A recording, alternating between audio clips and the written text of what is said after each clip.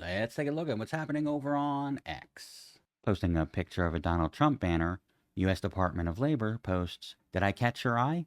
Since when does Donald Trump care? Whether he caught your eye or not, he's going to grab you in the. Responding to a Democrat being in the lead in the Virginia gubernatorial race, Damon posts, "I'm at a loss for words. Can somebody make it make sense?"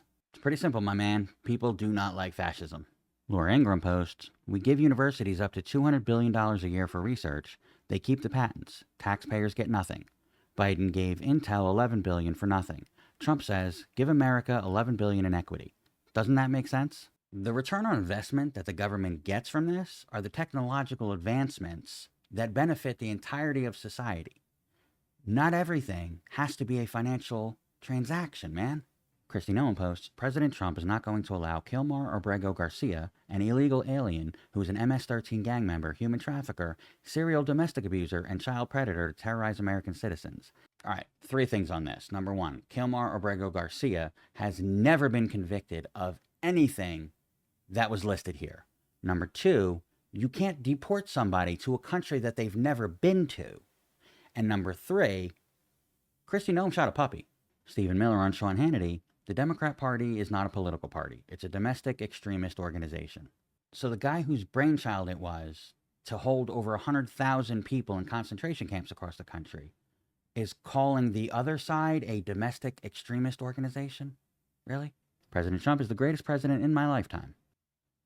You don't look like a newborn. Cat Turd says, "I'm tired of hearing about lowlife Kilmar Obrego Garcia." Leave the fucking guy alone or you won't have to hear about him anymore. And finally, responding to a post that says, "The Trump administration has deployed more than 2,000 National Guard troops to D.C. who are wholly unaccountable to D.C. residents. I introduced a critical bill to require them to follow the same body camera requirements that MPD officers do."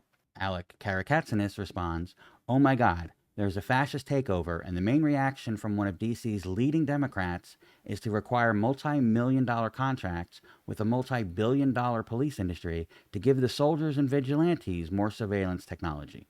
You know, I get both sides here. On the one hand, I really don't want to give contracts to the surveillance technology industry anymore. But on the other hand, we've seen what body cams have done for accountability with police officers. So I'm not really sure where I land on this one. What are your thoughts?